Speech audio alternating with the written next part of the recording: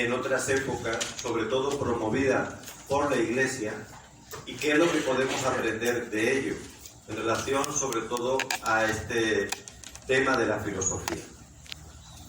En la Edad Media, la enseñanza que se daba en las escuelas de la Iglesia y que luego posteriormente se fueron extendiendo a otros ámbitos, aunque la gran educadora de toda la Edad Media fue la Iglesia, casi era un binomio o una relación que no se podía romper. Educación e Iglesia iban juntas. Bueno, pues en todas las escuelas se practicaron esto que se llaman las dos vías. El trivium significa precisamente 3 vías y quadrivium significa 4 vías. Lo primero, el trivium, las 3 vías, está basado en la gramática, en la dialéctica y en la retórica. Es decir, lo primero, cuando llegaba un alumno después de haber hecho la primaria, esto correspondería, por lo tanto, a la educación que nosotros llamamos aquí de media general y bachillerato, en otros lugares lo llaman secundaria, para que nos entendamos, pero los alumnos que ya han hecho la primaria, que han aprendido a leer, que han aprendido los números, que tienen, pues bueno, las habilidades y los instrumentos fundamentales para poder comprender, lo que van a hacer al principio de la media general o de la secundaria es, ante todo, dominar la palabra. Dominar un idioma, su idioma, en el que se transmiten las verdades. Aunque es verdad que en la Edad Media el idioma, sobre todo al principio, era el latín. Luego ya, cuando fueron naciendo las lenguas que llamamos romances, pues empiezan, lógicamente, también a enseñarse en esas otras lenguas. Pero al inicio era el latín. Y eso hay que dominarlo, porque el lenguaje no es un vehículo casual o un vehículo meramente instrumental. El lenguaje está cargado de sentido. El lenguaje es lo que educa los conceptos y es lo que capacita para comprender. Por lo tanto, el dominio o no dominio del lenguaje es lo que te permite percibir la realidad, relacionarte con ella e interpretarla correctamente. Sin este primer escalón, todo lo demás se construye en vano. Todo, absolutamente todo.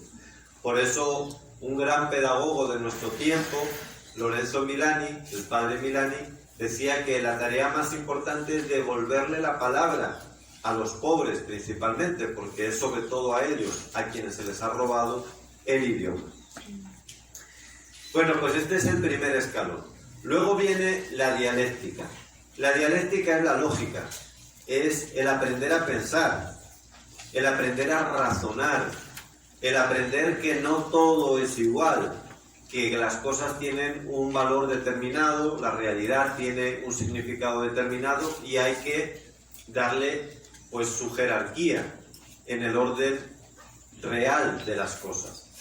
Y la retórica es saber expresar eso que tú conoces gracias al lenguaje, que has sabido interpretar, que lo interpretas correctamente y además lo expresas. Vean la lógica tan bonita que tiene el trivium. Todo ese tronco o esa base del trivium también lo llamaban filosofía. Por eso les digo, en aquella época la filosofía era muchísimo más importante que hoy, porque toda la media general partía del conocimiento de la filosofía y del dominio de la filosofía. Luego les voy a poner un ejemplo muy concretito para que vean cómo se hacía y con qué libro se hacía. Con qué libro se hacía. Pero voy a explicarles el concepto final. Después venía el quadrivium. Cuando ya tienes esa base sólida de la filosofía, ya puedes entrar a una aplicación a ya campos, si quieren, más concretos, como es la aritmética, que serían las matemáticas, los números, las operaciones, la geometría, que sería lo espacial, la astronomía, que esto es muy bonito, ¿no? Porque esto también lo hemos olvidado. Para los clásicos, lo que ocurre en el universo tiene su reflejo en el microcosmos que somos cada uno de nosotros, y viceversa.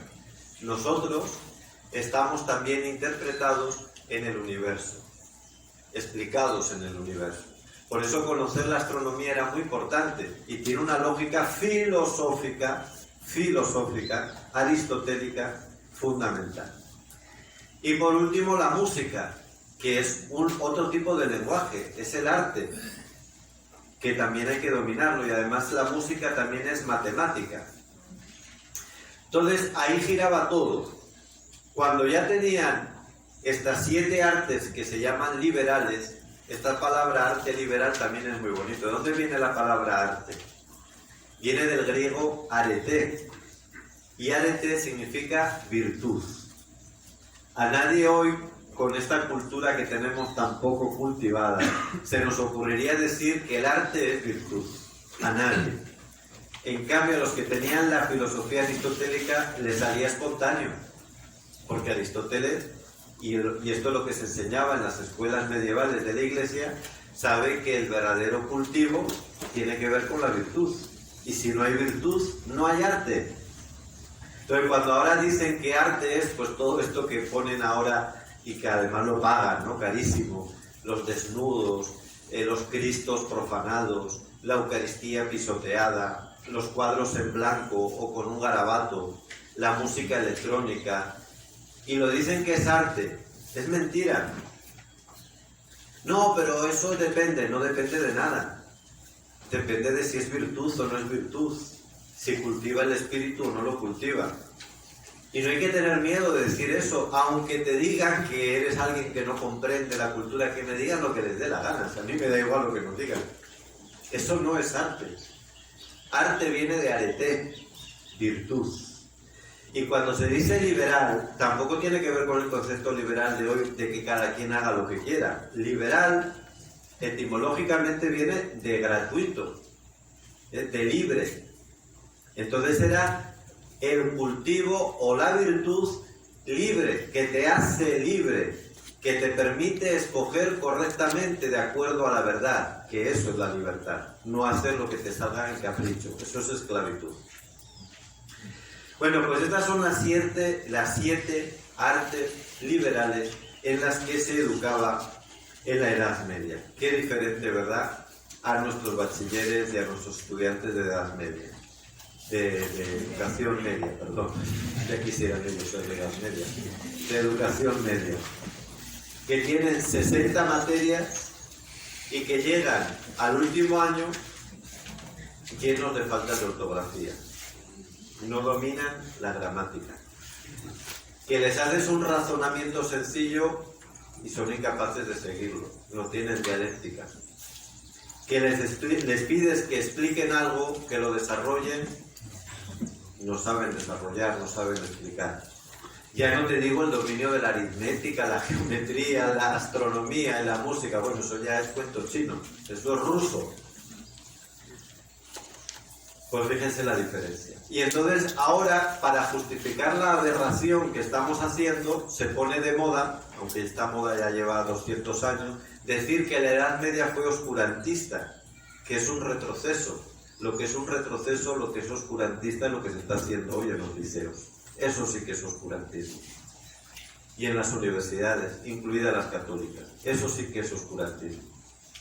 Porque esta forma de educar te permitía tener una base sólida, en la cual luego ya las especialidades no te servían para fragmentarte, sino que las especialidades eran pues sumar, era profundizar.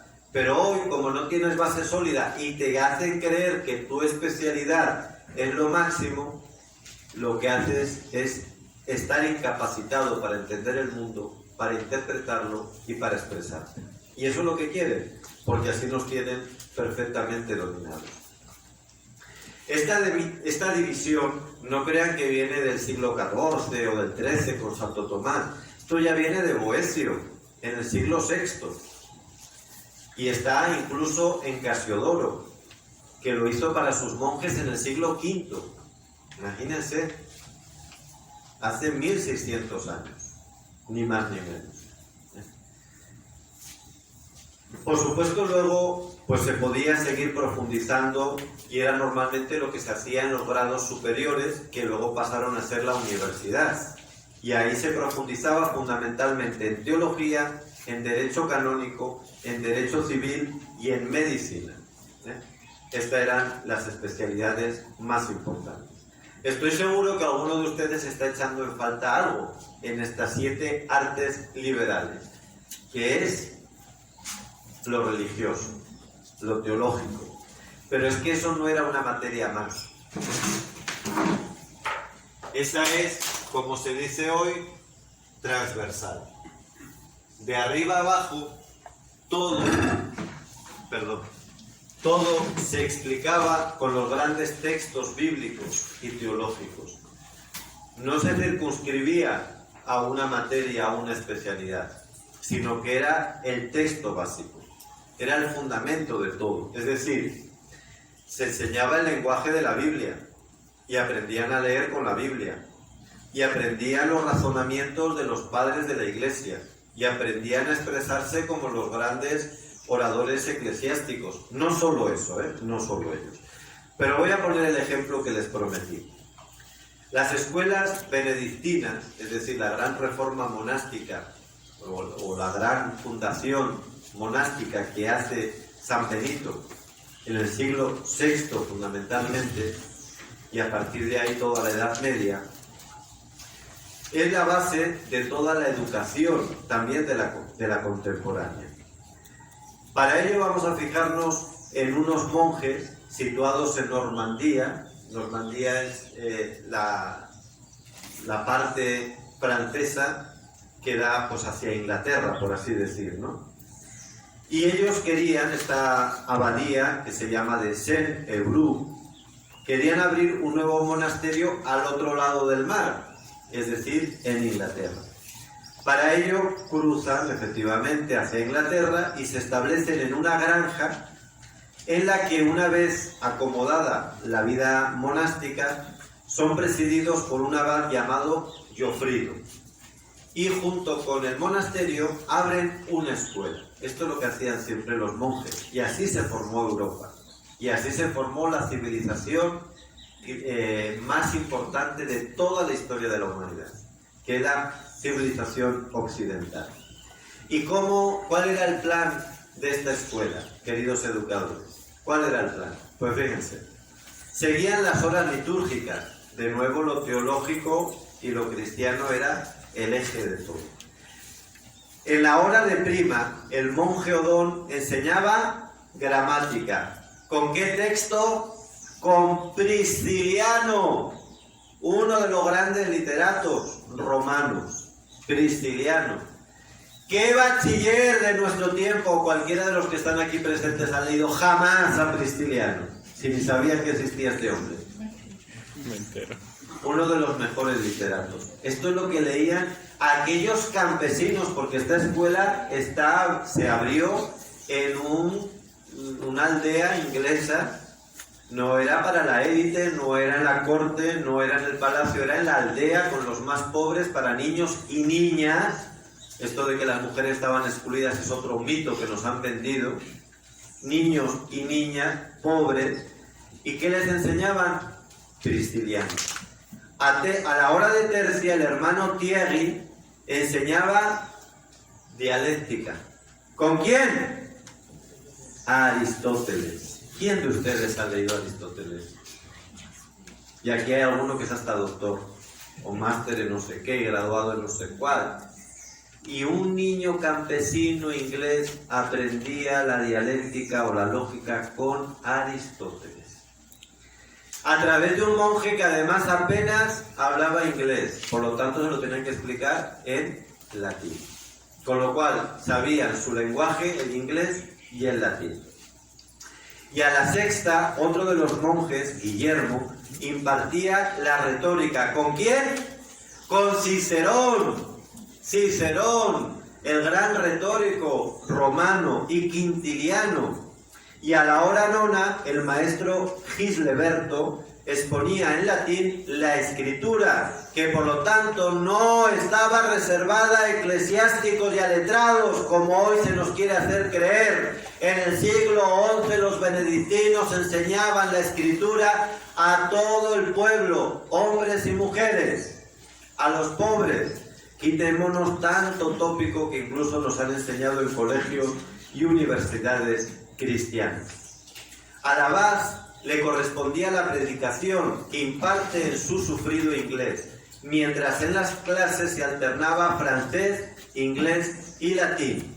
Y así nos lo cuenta no un cronista de nuestro tiempo, sino Pedro de Blois, que era contemporáneo de aquella época.